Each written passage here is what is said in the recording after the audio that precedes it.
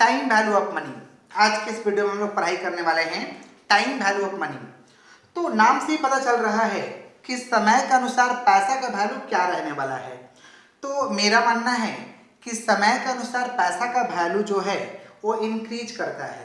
Increase कैसे करता है, आइए एक एग्जाम्पल के माध्यम से समझते हैं। जैसे आज के डेट में जो सामान हम 100 रुपया में खरीद पा रहे हैं, वही सामान आज से 5 साल बाद खरीदने पे क्या 100 रुपया मिलेगा कि इसके लिए ज़्यादा पे करना पड़ेगा? तो आंसर इज इसके लिए आपको ज़्यादा पे करना पड़ेगा। तो जो सामान 100 रुपया में खरीद रहे थे, उसी सामान के लिए 5 साल बाद कितना पे करना पड़ रहा है आपको? 150। यानी 100 का कितना कीमत हो गया? 150 हो गया। तो यहाँ पे पैसा का वैल्यू बढ़ गया। यानी आज का जो पैसा का वैल्यू है, भविष्य में इसका पैसा का वैल्यू क्या होने वाला है? इंक्रीज। और जो भविष्य में पैसा का वैल्यू है, जो भविष्य में पैसा का वैल्यू है, उसका वैल्यू आज के रेट में क्या रहेगा? कम रहेगा। इसे क्या कहते हैं? Time value of money. मैं रिपीट कर रहा हूँ, आज का डेट में जो पैसा का वैल्यू है, इसका वैल्यू फ्यूचर में बढ़ेगा, इंक्रीज करेगा। आज का जो प्रेजेंट रुपया है, और जो फ्यूचर में हमको मिलने वाला है, उस रुपया का वैल्यू आज के डेट में कम होगा। इसे क्या कहते हैं? आपको time value of money. Definition को सुनिएगा।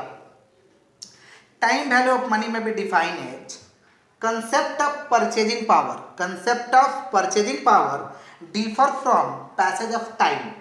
माने समय के अनुसार परचेजिंग पावर क्या होता है? डिफर होता है, माने अलग अलग होता है। उसे क्या कहेंगे हम लोग? Time value of money.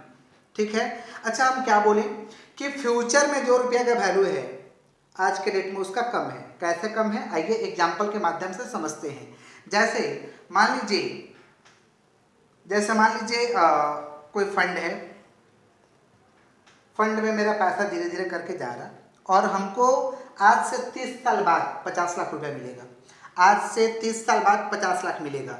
तो 50 लाख जो मिलेगा आज के डेट में, तो उसका वैल्यू कम होगा, प्रेजेंट वैल्यू कम होगा। तो यही कौन दर्शाता है? Time value of money. और जो प्रेजेंट वैल्यू है, अभी का जो रुपया है, भविष्य के लिए वो क्या होगा? ज़्यादा। ये कौन दर्शाता है? Time value of money. तो टाइम वैल्यू ऑफ मनी में भी define as concept of purchasing power differ from passage of time. इसे क्या कहते हैं? Time value of money. अच्छा, हम लोग पैसा कमाते हैं तो क्या करते हैं? थोड़ा सा बताइएगा। पैसा कमाते हैं तो पहले खर्च करते हैं। अगर जितना कमाए उतना खर्चा कर दिए, यानी कुछ बचत नहीं हुआ, और कुछ बचत नहीं हुआ तो आपको कोई टाइम वैल्यू ऑफ मनी, मतलब समय के अनुसार मनी का कोई वैल्यू मिलने वाला नहीं है, क्योंकि आपने जितना कमाया उतना खर्चा कर दिया। ये हुआ स्पेंडिंग। अच्छा, मान लीजिए बहुत सारे लोग हैं, जितना कमाते हैं उतना खर्चा नहीं करते हैं, कुछ बचाते हैं। बचे हुए पार्ट को कहते हैं सेविंग। तो बचा हुआ पार्ट हम अपने पास रख रहे हैं, तो इसका ये कहाँ पे काम देगा? हमको फ्यूचर में काम देगा। फ्यूचर का जरूरत का चीज़ों को हम पूरा कर पाएंगे किससे? सेविंग से। और कितने लोग क्या करते हैं? सेविंग वाला पैसा को कहीं ना कहीं इन्वेस्ट कर देते हैं। तो इन्वेस्ट करने से इसका मोर फ्यूचर वैल्यू, ज़्यादा से ज़्यादा फ्यूचर वैल्यू आने वाला है। तो हम कमाते हैं तो क्या करते हैं? खर्च करते हैं, तो खर्च का कोई फ्यूचर वैल्यू नहीं है। सेविंग करेंगे तो उसको हम फ्यूचर में यूज कर सकते हैं।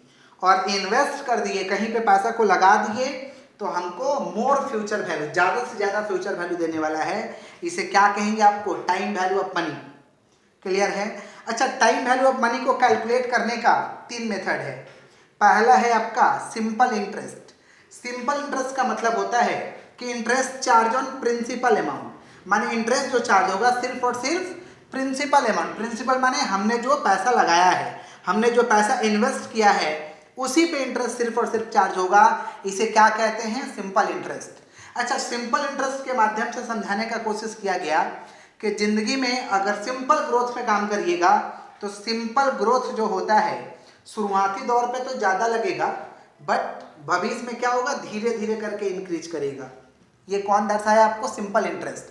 क्योंकि सिंपल इंटरेस्ट पे पैसा लगाइएगा तो शुरुआत में तो ज़्यादा मिलता है, बाकी भविष्य में धीरे धीरे करके इंक्रीज होगा। इसे क्या कहेंगे? Simple interest. तो कभी भी हमें सिंपल ग्रोथ में अगर काम करिएगा तो आपको समझ जाइए, जल्दी जल्दी आप ग्रो नहीं कर पाएंगे, धीरे धीरे आपका ग्रो होगा। जैसे सिंपल ग्रोथ का एग्जाम्पल है नौकरी करने वाले लोग। नौकरी करने वाले लोग को पैसा शुरुआत में तो ज़्यादा मिलता है, बट इंक्रीमेंट होता है धीरे धीरे करके। तो ये क्या हुआ? Simple growth. मैं एग्जाम्पल दे रहा हूँ, ठीक है। नेक्स्ट है कंपाउंड इंटरेस्ट। कंपाउंड इंटरेस्ट का मतलब होता है चक्रवृद्धि ब्याज। ये चक्रवृद्धि ब्याज मैथ के कंसेप्ट में लाया गया था और इसलिए इस कंसेप्ट को लाया गया था ताकि दर्शाया जा सके कि कंपाउंडिंग ग्रोथ का क्या इफेक्ट होता है। आइए हम लोग समझते हैं पहले कंपाउंड इंटरेस्ट का definition. Compound interest means interest charge on principal amount as well as interest. Compound interest का मतलब हुआ कि प्रिंसिपल पे तो इंटरेस्ट चार्ज करेंगे ही करेंगे, इंटरेस्ट पे भी इंटरेस्ट लगा देंगे, इसे कहते हैं कंपाउंड इंटरेस्ट। तो कंपाउंड इंटरेस्ट का जिन्होंने कंसेप्ट को लेके आया उन्होंने समझाने का कोशिश किया कि सिंपल ग्रोथ शुरुआत में तो ज़्यादा होता है। देखिए ये सिंपल ग्रोथ है, शुरुआत का ये सिंपल ग्रोथ है, ठीक है। और कंपाउंडिंग ग्रोथ का बात करें तो शुरुआत में एकदम कम होता है कंपाउंडिंग का, फिर क्या होता है ये धीरे धीरे बढ़ने लगता है। देख पा रहे कैसे बढ़ रहा है, देख पा रहे कैसे बढ़ रहा है, देख पा रहे कैसे बढ़ रहा है, देख पा रहे हैं कंपाउंडिंग का क्या इफेक्ट है। सिंपल से भी ज़्यादा हो गया तो कंपाउंडिंग ग्रोथ मल्टीप्लाई होके बढ़ता है। शुरुआत में तो कम रहता है बट मल्टीपल ग्रोथ देता है, ज़्यादा से ज़्यादा आपको ग्रोथ देता है। तो कंपाउंड इंटरेस्ट के माध्यम से समझाया गया कि भाई ज़िंदगी में काम करना है तो कंपाउंडिंग ग्रोथ में करिए। शुरुआती चीज़ तो कम रहेगा बट भविष्य में इतना ज़्यादा वो मल्टीप्लाई हो जाएगा कि सिंपल ग्रोथ छोटा लगने लगेगा, कम पड़ जाएगा। इसे क्या कहेंगे, कंपाउंड इंटरेस्ट तो कहेंगे बट कंपाउंडिंग ग्रोथ के कंसेप्ट से हम लोग इसको समझेंगे क्योंकि कंपाउंड इंटरेस्ट के माध्यम से कंपाउंडिंग ग्रोथ को सिद्ध किया गया। तो कंपाउंड इंटरेस्ट का मतलब interest charge on principal amount as well as interest. Simple interest का मतलब क्या था, interest charge on principal amount, माने सिंपल ग्रोथ होगा, धीरे धीरे ग्रोथ होगा। कंपाउंडिंग का मतलब झटाझट ग्रोथ होगा, मल्टीप्लाई करके ग्रोथ होगा, समझ रहे हैं। तो जिंदगी में हमें कंपाउंडिंग ग्रोथ में ही काम करना चाहिए। एक बार फॉर्मूला देख लेते हैं। सिंपल इंटरेस्ट का फॉर्मूला है P into T into R, principal time interest, N भी कह सकते हैं P into N into R. Principal माने जो हमने पैसा इन्वेस्ट किया, टाइम माने कितना समय के लिए किया, आर माने रेट ऑफ इंटरेस्ट, कितना परसेंट हमको रिटर्न आएगा, इसे क्या कहेंगे, सिंपल इंटरेस्ट।